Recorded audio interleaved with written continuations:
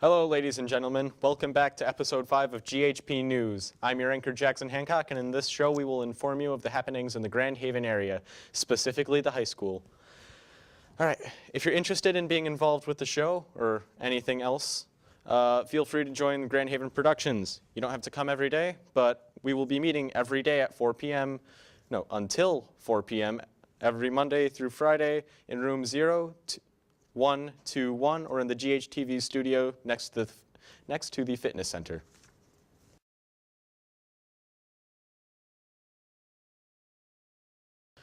Welcome to the first segment of the show, where we will be talking about the news of the past week.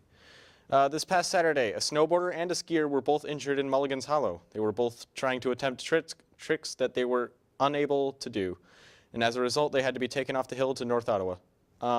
Mulligan says that the boys will be okay and have also expressed that this has been one of the safest seasons in many years.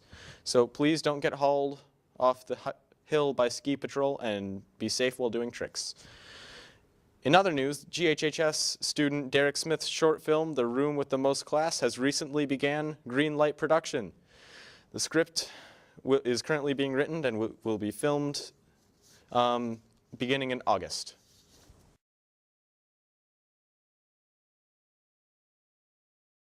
And that brings us to the second segment of today's show, which will be the sports scores for the last week. First up, hockey. The Grand Haven Spring Lake Co-op won against West Catholic with a great 5-2. Good job, Bucks. Senior Dan Gullion and junior Cody Miller have succeeded in their wrestling efforts and are currently at the state finals. Boys basketball was able to hold off the Rockford Rams, winning 38-35. The girls' team was also able to fend off the Rams with a 33-31. Close margin, but good job, and good luck next time. This Tuesday, the boys' basketball team was able to hold off Granville with a 51-39 blowout victory, and the girls were able to beat Granville with a 47-33. Even better. Good job, guys.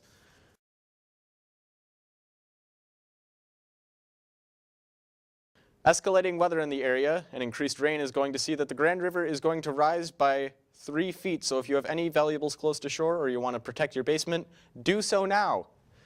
Also keep in mind that the Shakespeare play, A Midsummer Night's Dream, is happening on the 23rd and 24th in the GHHS Performing Arts Center.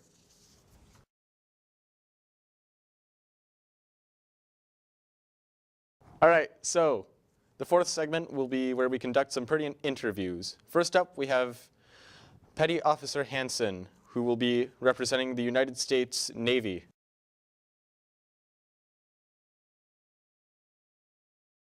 All right, I'd like you all to welcome Petty Officer Hansen. Hey, how's it going? Thanks for having me. No problem. So thank you for coming. So we have a couple questions for you today. Okay. First and foremost, why is the Navy here at the high school? So we all come into the high school, especially Grand Haven. All the branches come in to talk to you guys about saying that there's another option available after high school, something that you may not have considered before, and just let you know that it's a definite alternative to college or going straight into the workforce after high school. So we always come in and want to talk to you guys about just the different benefits that the Navy has specifically, talking about career paths and how to get college paid for and all that stuff. So just spreading the Navy awareness. Yep. Mm-hmm. Excellent. So are there any certain people that you would like to join? Like, are there any criteria? Criteria? Okay, so as far as criteria is concerned, you have to be at least a senior in high school and 17 years old to be able to join the Navy. As far as medical standards and things like that, we're not doctors, but we want healthy, obviously, individuals, people that are of the right mindset, right? So as far as, a willingness to learn, a willingness to take everything that the Navy has to offer and kind of totally soak it up and be able to turn into, a great member of society later on. So. Great. Yeah, that sounds great. So speaking of people joining, why did you join in particular? Particularly, I joined because my parents always told me when I was in high school that you have to go to college in order to get a great job. But this was also 15 years ago. So the problem was we couldn't afford college. Like I said, they told me to go to college, but they never actually said why or how to get it paid for. I went and talked to every different branch when I was in high school. And, I always saw all the recruiters always coming out to the lunchrooms and setting up their little tables and stuff.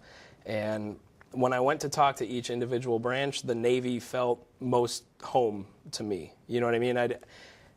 Some other branches, I didn't get a great gut feeling right away. But when I walked into the Navy office, it just felt right, And then I went home, I talked to my folks about it, and I said, hey, here's a way that I can pay for college, number one.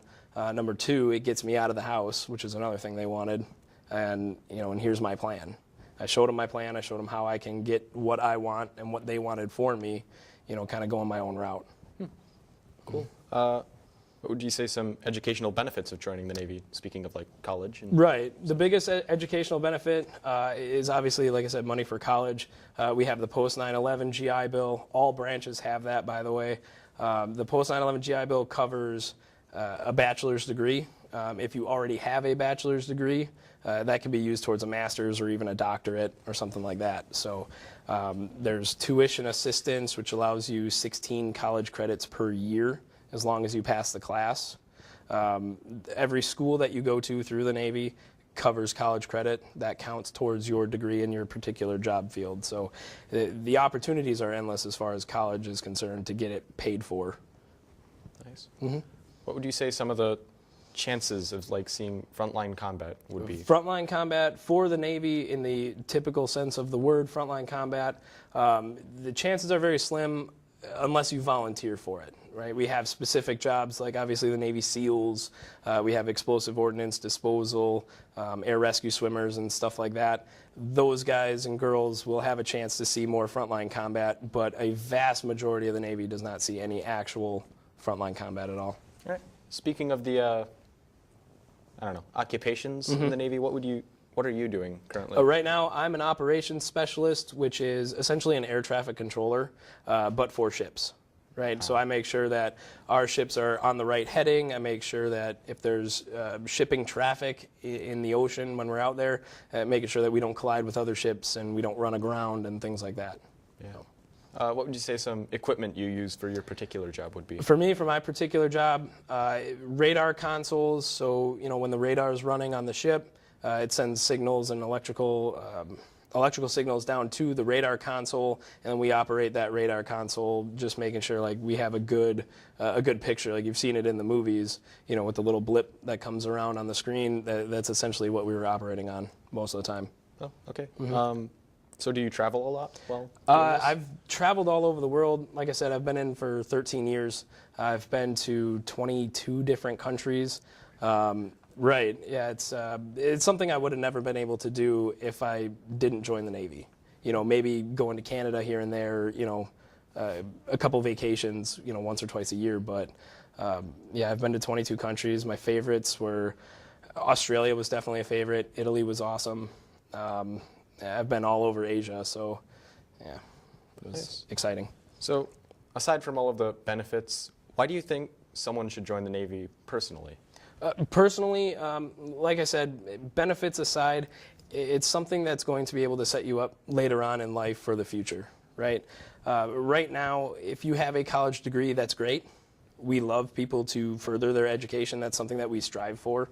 But now in the workforce, in the marketplace, it's not just a college degree that's going to be beneficial. It's also work experience. And that's the other thing that we're trying to let you guys know about, is the fact that not only are we going to be able to pay for your college, but we're also going to be able to get you the work experience necessary to make you successful in life, right? Yeah. Well, thank you for coming. Yeah, absolutely. Appreciate it. God bless. Thank you. And the second interview will be Grace Doyon from Grand Haven High School Science Olympiad, here to talk about their projects and some upcoming competitions.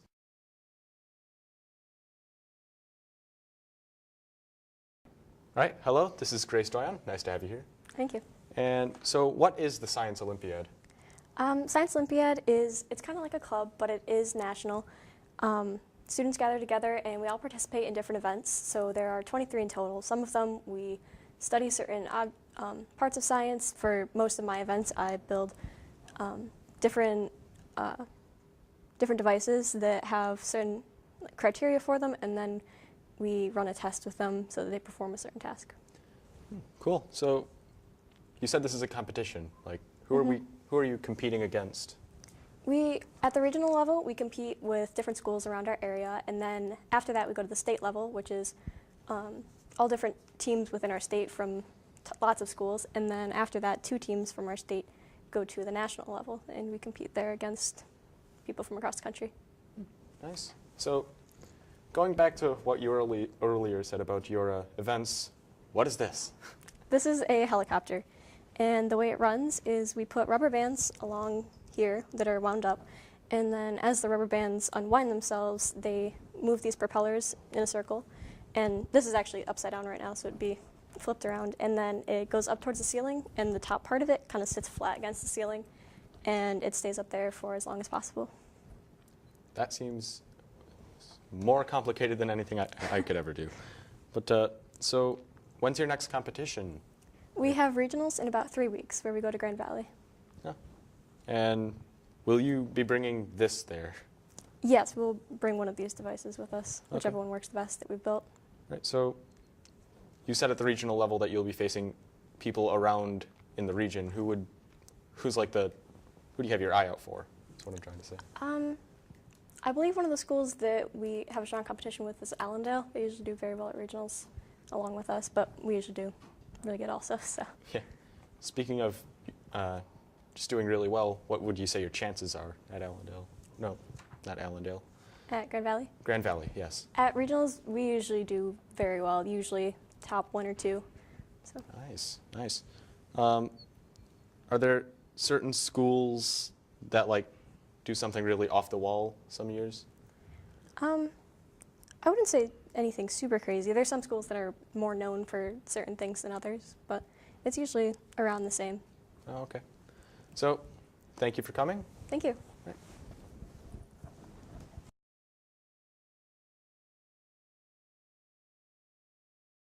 Right, and the fifth segment is the fact of the day. Is the word octopus plural? The standard plural of English of octopus is octopuses. However, the word octopus comes from Greek, and the Greek plural form octopods is still occasionally used. The plural form octopi is mistakenly formed according to Latin plurals and is therefore incorrect. There you go. Stop arguing. The sixth segment of the show will be the weather. So, on to the weather.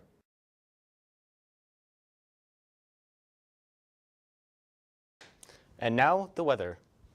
Starting on Saturday, tomorrow, we will have cloudy skies, a high of 43 and a low of 35, so it should stay mostly above freezing temperature, with a precipitation of 10%, so not really too much of a risk of getting stuff wet. We will have a 15-mile-an-hour wind to the east and a humidity of 72. Keep that in mind. It's going to be pretty humid. All right, on Sunday, we will have partially cloudy, slightly more sunny than Saturday, a high of 39 and a low of 32, and once again, a 10% chance of precipitation and a southwestern wind at 25 miles an hour. It's going to be pretty windy out there, folks. And once again, a humidity of 72. On Monday, we will have sunny weather, finally, with a high of 42 and a low of 36. Again, should be above freezing. And once more, a 10% chance of precipitation and a southwest wind of 10 miles an hour. Slightly lower humidity of around 68%. On Tuesday, it will be partially cloudy, a high of 47 and a low of 38, with once again, a 10% chance of precipitation, and a southwest wind of 8 miles an hour. So not too windy, but the humidity dips once again to 65%. On Wednesday, it will be partially cloudy with southeast winds at 8 miles an hour and slightly higher chance of precipitation at 20%. And then a high of 51 and a low of 42, so it should be kind of warm out there for once. And a humidity of 78%, so that is now climbing again. And on Thursday, we will have rain, 60% chance of precipitation throughout the day, with a high of 46 and a low of 37. Shouldn't get below freezing, unless you're in Michigan, with a northeasterly wind of 12 miles an hour and a humidity of 85%, so it's going to be very humid and wet out there. And finally, on Friday in a week, it will be cloudy with a high of 43 and a low of 34, and precipitation of around 20%-ish.